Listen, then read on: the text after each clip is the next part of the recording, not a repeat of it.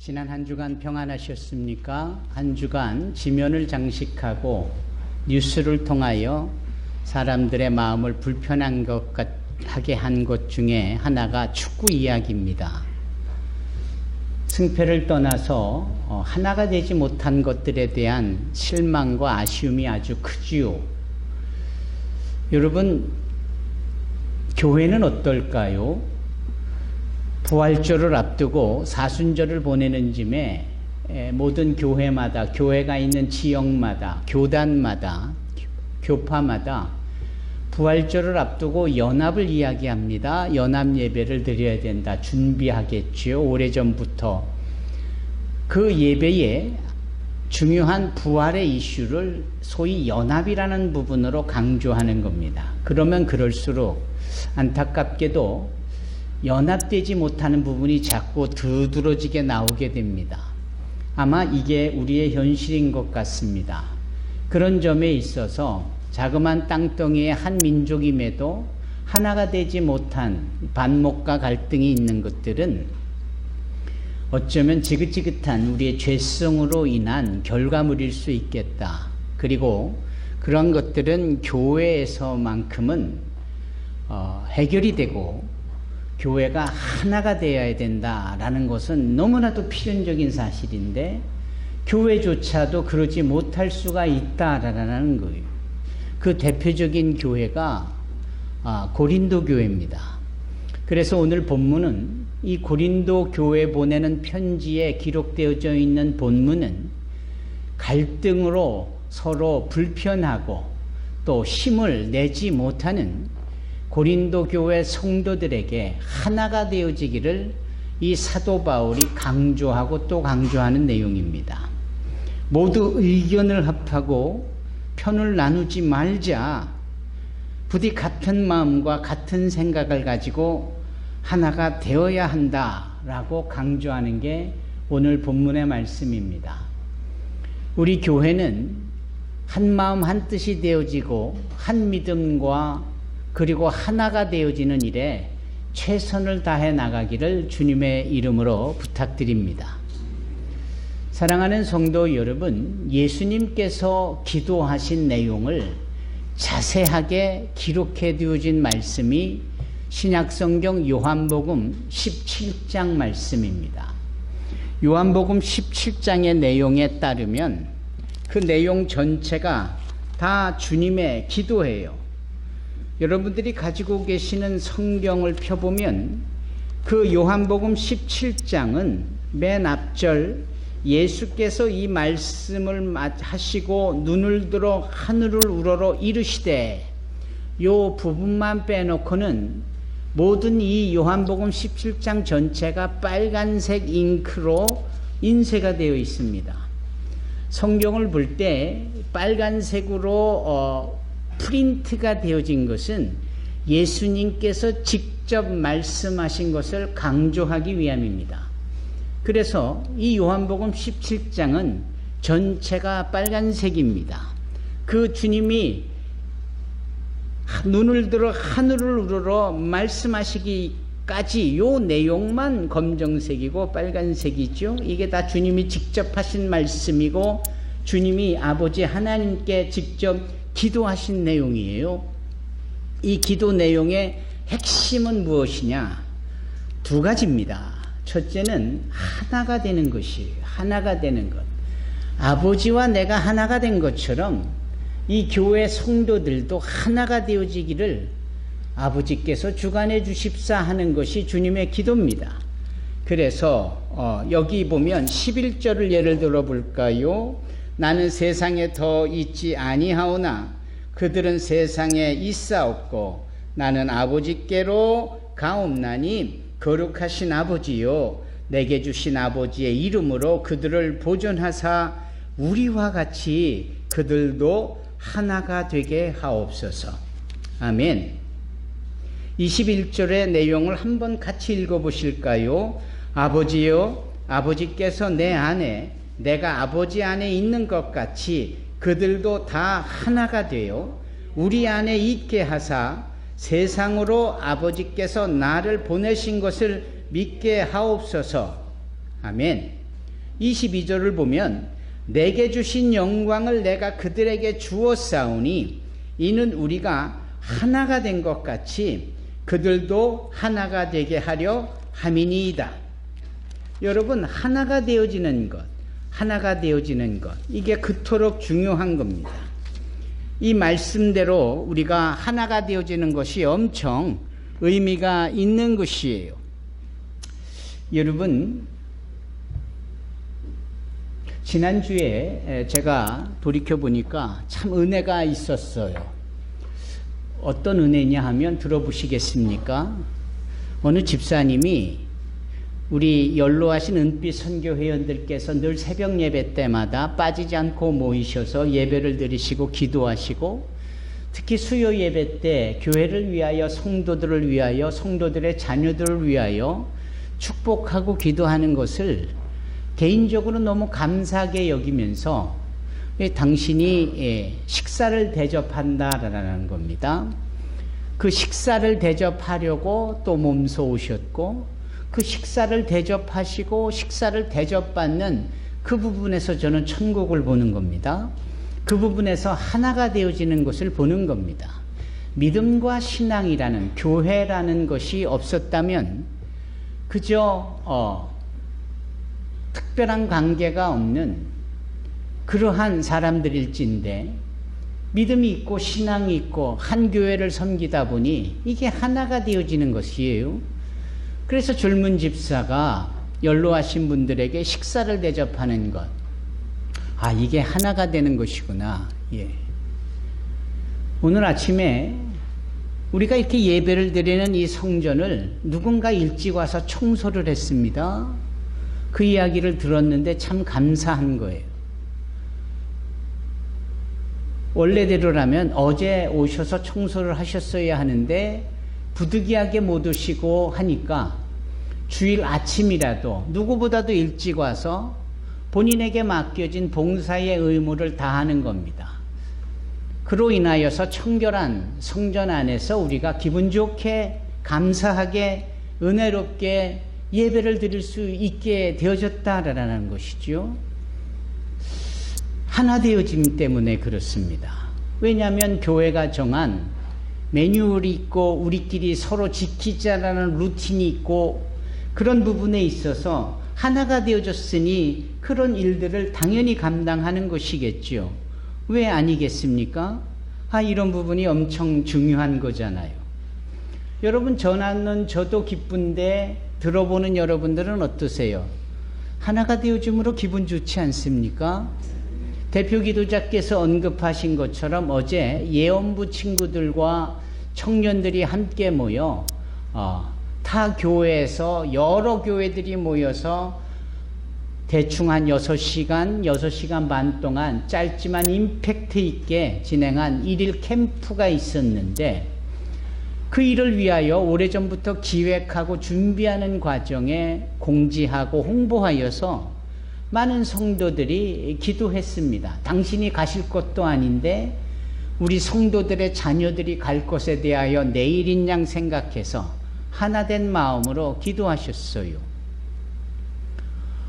그리고 또 맛있는 거 사 먹이라고, 오가면서 필요한 거 공급하라고 헌금, 후원을 해주시는 손길들이 많으셨어요.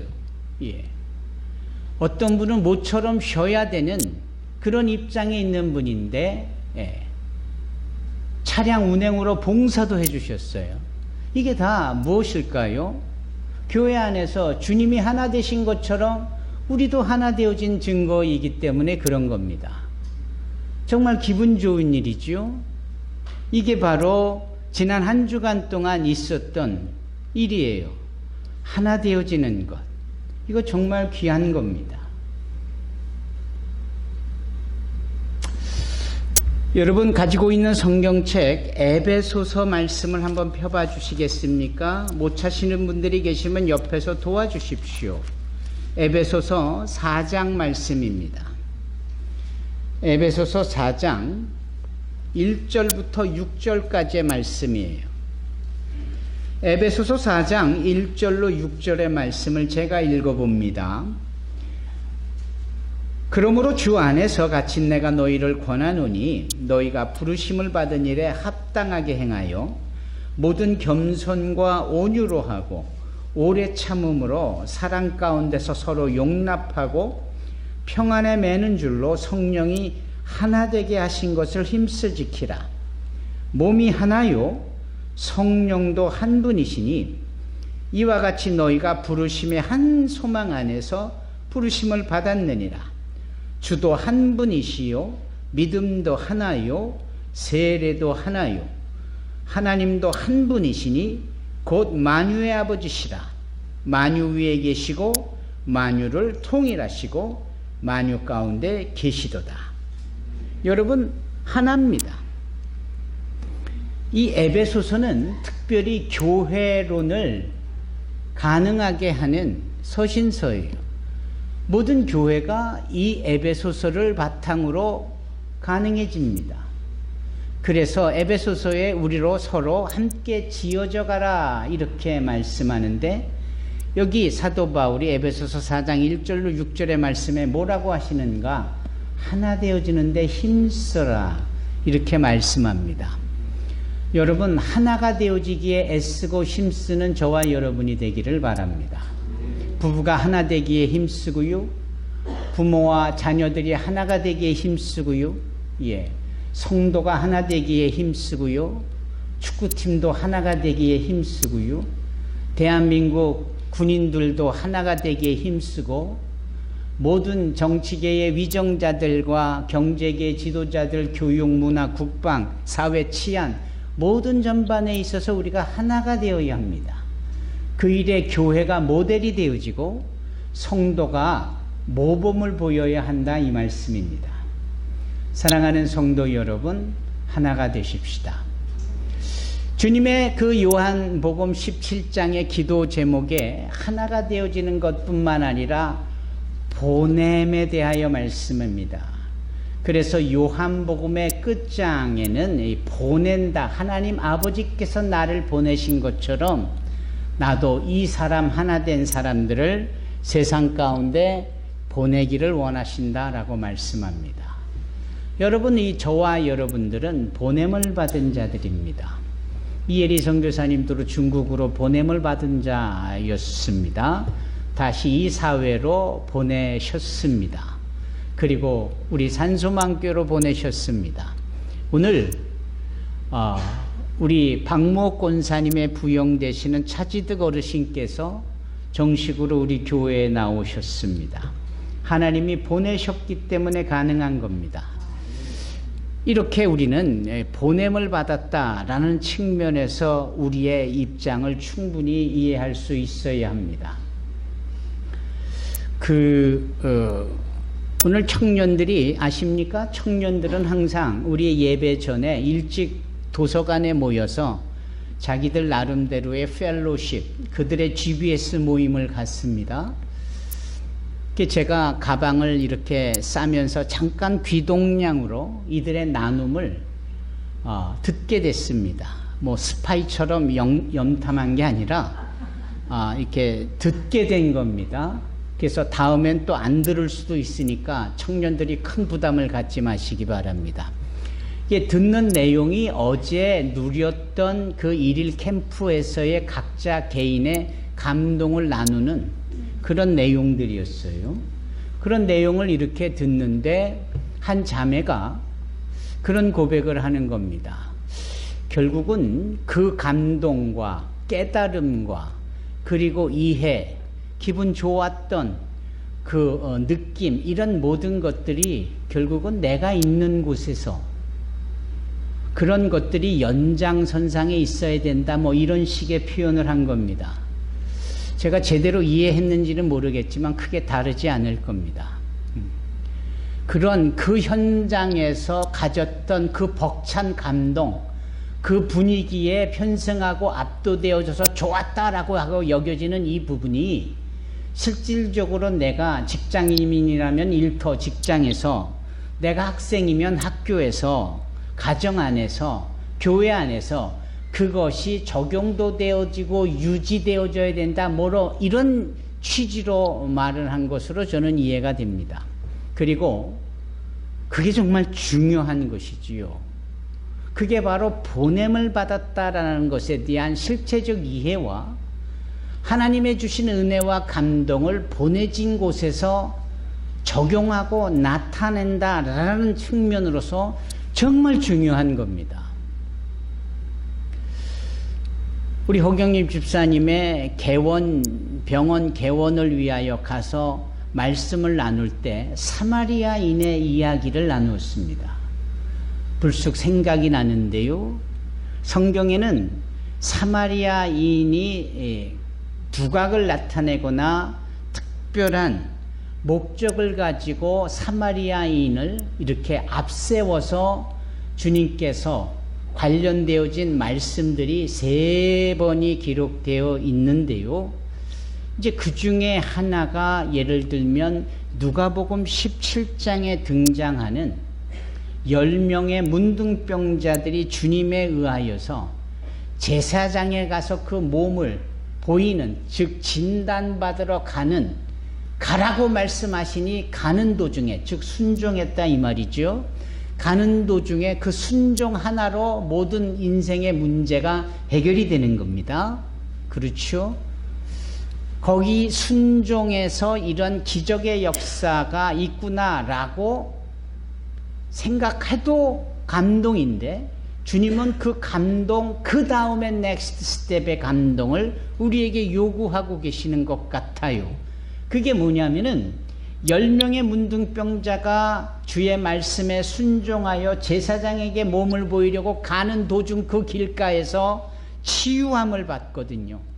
모두가 치유되어진 기적의 역사에 화들짝 놀라하며 기뻐하며 다 흩어져 귀가를 하거나 누군가를 만나러 가는 즈음에 단 한 사람이 그렇게 순종할 수 있는 동기를 허락하여 자신을 낫게 하신 분이신 예수님 앞에 돌아와 감사합니다 라고 고백을 하는 거예요. 그럴 때 주님께서 그 한 사람, 즉 이 누가복음 17장에는 그 한 사람을 정확하게 사마리아인이었더라 이렇게 표현하거든요. 이 사마리아인이 소위 문제의 해결함을 받고 끄집어낸 최종적인 결과는 무엇이었느냐? 주님 앞에 대한 감사였다라는 거예요. 그래서 성도들이요, 당신들도 주님의 은혜를 힘입고 주님의 기적을 경험한다면 항상 주님께 감사하는 것을 생활하십시오 라는 그런 교훈의 말씀이기도 한 겁니다. 감사. 여러분, 자신의 삶 속에서 감사가 있는 것, 이건 바꿔 말하면 보냄을 받은 자들이 마땅히 행해야 될 일은 항상 감사다. 그래서 범사에 감사하라, 이는 그리스도 예수 안에서 너희에게 행하신 하나님의 뜻이니라 라고 데살로니가에서도 말씀하고 있는 겁니다. 두 번째 사마리아인을 볼까요? 같은 책 누가복음 10장에 등장하는 분인데요.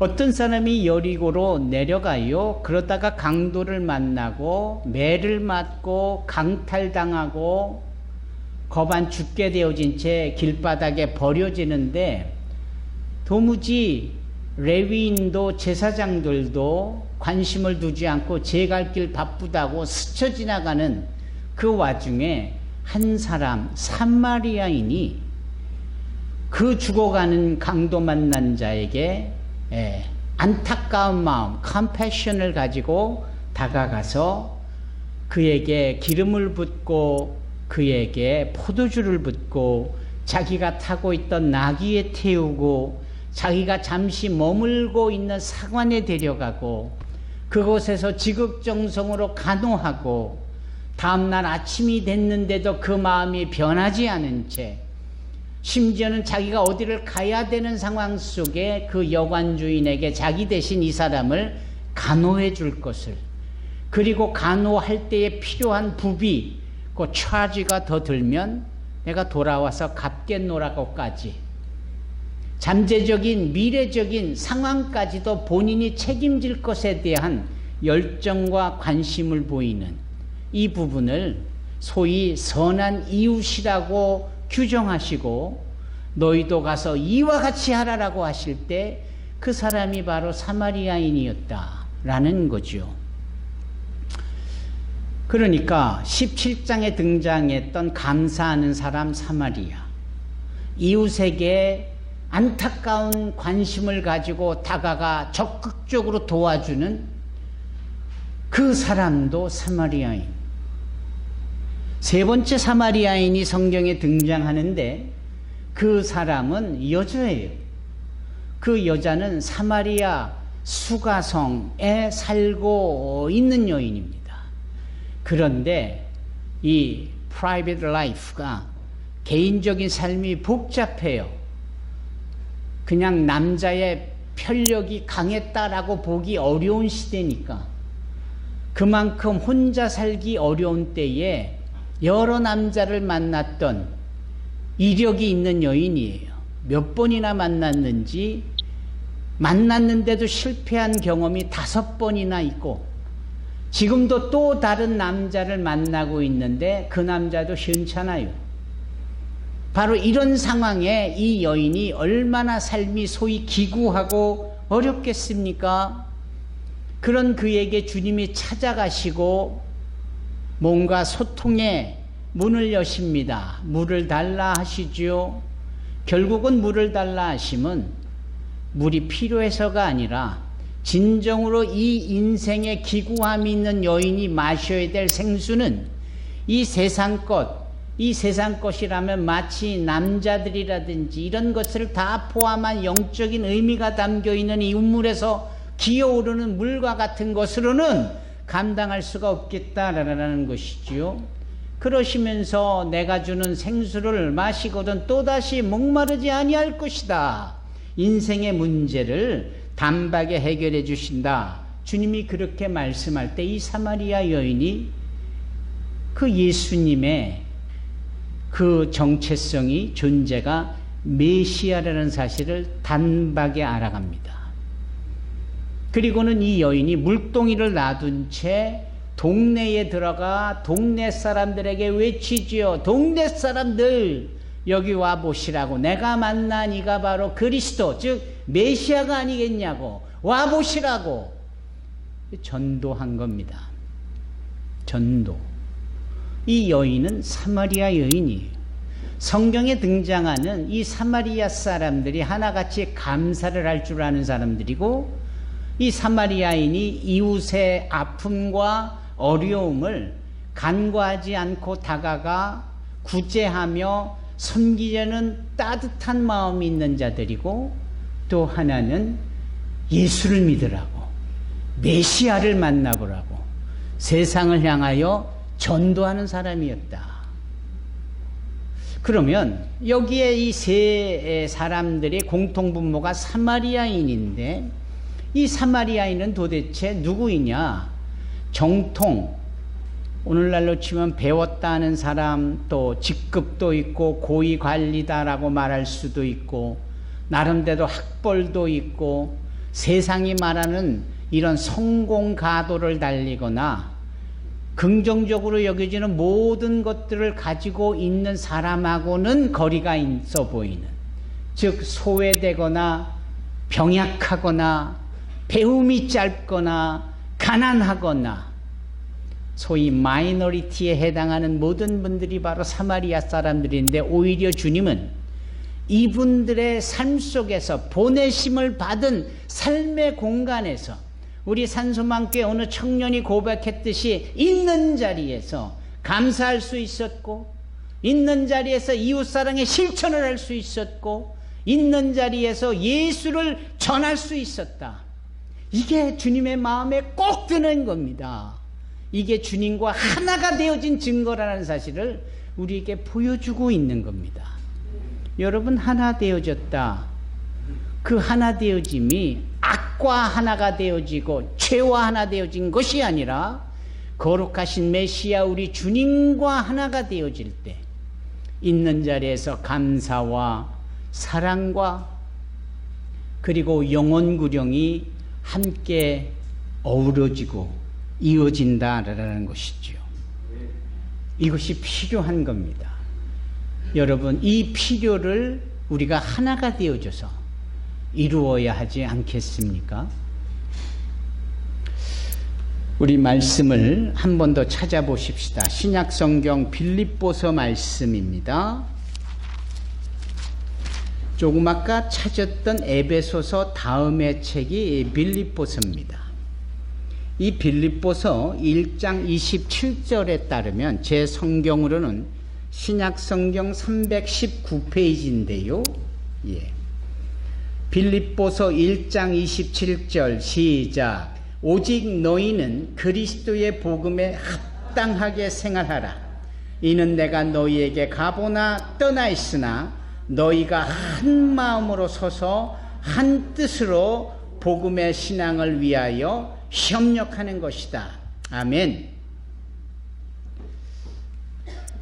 힘써 노력을 하는 자, 여기 제가 지금 읽었던 이 빌립보서 1장 27절에 영어 성경에는 whatever happens, conduct yourself in a manner worthy of the gospel of Christ. 복음에 합당하게 생활하는. 여러분, 이것이 우리가 힘써 지켜야 될 하나님의 말씀입니다. 하나가 되어지는 것을 넘어서 우리가 힘써 합당하게, 복음에 합당하게. 영어 성경에 기록된 영어 단어가 conduct라는 표현을 씁니다. 지휘예요, 지휘. 결혼식에서는 이 주례자를 conduct이라고 하지. 음악에서는 지휘자를 conduct이라고 말합니다. 이 주관하는 거예요. 그래서 오케스트라를 지휘하듯이 내 삶을, 내 시간을, 내 에너지를, 내 마음의 생각을, 나의 에너지를 내가 지휘하듯이 이렇게 저렇게 적용하고 그걸 힘써 행할 수 있도록 하는 것. 이게 복음에 합당한 삶을 살아가는 성도의 모습이어야 된다라고 이 사도 바울이 빌립보 교회에 보내는 편지 가운데 써 있는 겁니다. 사랑하는 성도 여러분, 힘써 복음에 합당한 삶을 살아 우리가 하나가 되어지고 보냄을 받은 우리의 가정에서 또 일터에서 사업장에서 학교에서 여러 사회기관에서 그렇게 하나가 되어지는 모습의 모범을 볼 수 있기를 주님의 이름으로 축원합니다. 감사와 이웃사랑의 실천과 예수에 대한 전도가 우리의 삶을 통하여 온전히 나타나게 되어질 때 하나님이 아들 예수와 하나 되게 하신 것처럼, 하나이신 것처럼 그 예수께서 우리로 하나 되게 하신 그 일을 우리가 가능하고 우리가 힘써 지킬 수 있게 되어지는 겁니다. 부디 우리 산소망교회 성도들이 한마음 한뜻 되어져 초대교회 성도들의 특징처럼 서로를 사랑하고 유무상통하고 한마음 한뜻 곧 일심으로 주의 나라를 섬겨나가기를 주님의 이름으로 축원합니다.